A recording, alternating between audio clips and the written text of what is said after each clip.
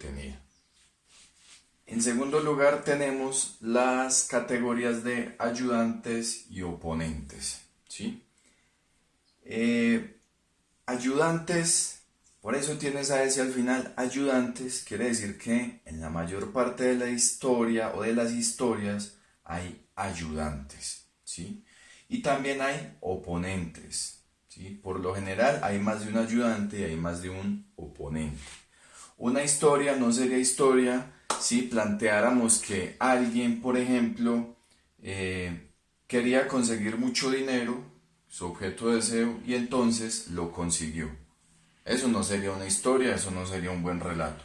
Alguien quería algo y lo consiguió. De ahí la necesidad de agregar estas categorías. Alguien quiere algo, alguien lo ayuda, alguien se le opone. ¿Sí? Eso empieza a enriquecer entonces el relato. Miremos más de cerca cómo funcionan ayudantes y oponentes.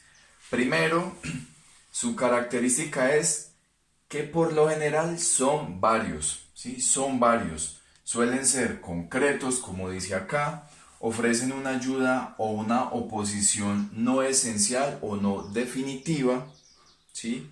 Ofrecen una ayuda no esencial o no definitiva y suelen estar en un primer plano, ¿sí? Son muy evidentes en la historia.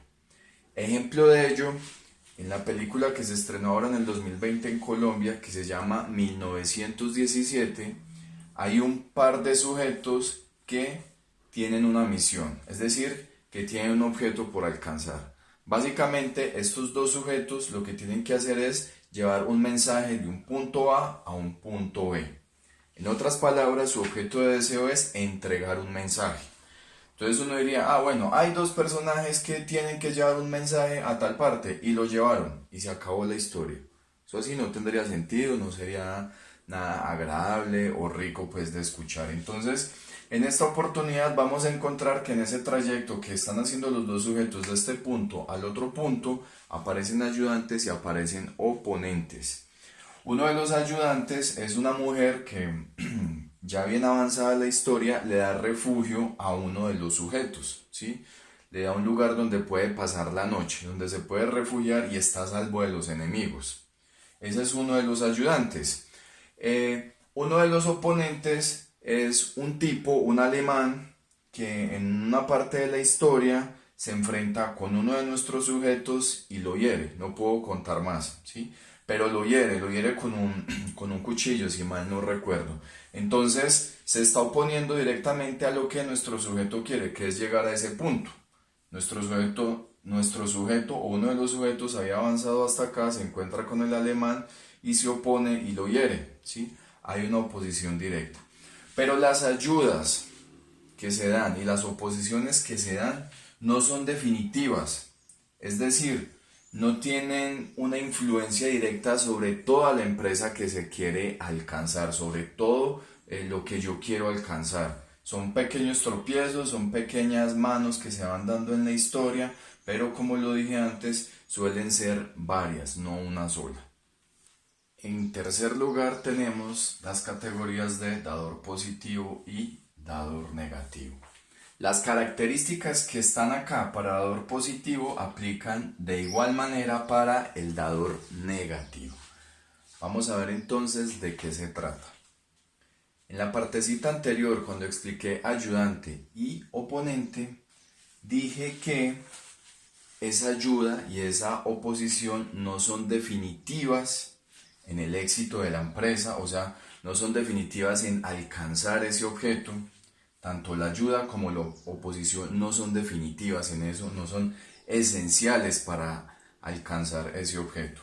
Aportan o quitan algo en la persecución o en el intentar alcanzar ese objeto.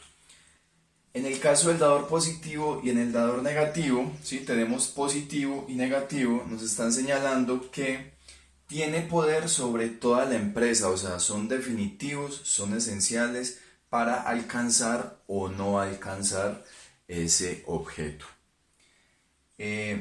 Dice además que tanto dador positivo como negativo suelen ser abstractos y suelen estar en un segundo plano.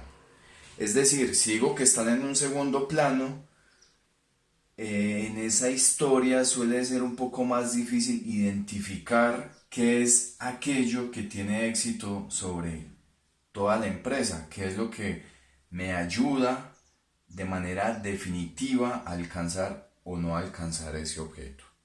Quizás con un ejemplo esto pueda quedar más claro. Apelo a un cuento de Jack London, un escritor estadounidense que se hizo muy famoso por libros como El llamado de la selva o Colmillo Blanco. Él tiene también unos cuentos muy interesantes. Uno de ellos se llama Preparar un fuego.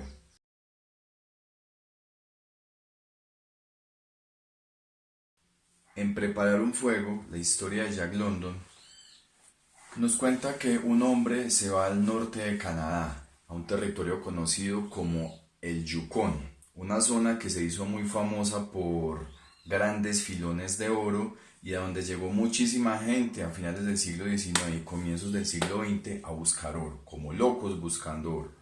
Entonces este tipo se aventura a ese territorio y se va a una zona muy alejada en plena época de invierno donde las temperaturas sobrepasan los 15-20 grados bajo cero. Él se va con su perro y en cierto momento tiene que preparar un fuego, tiene que encender un fuego, ¿sí?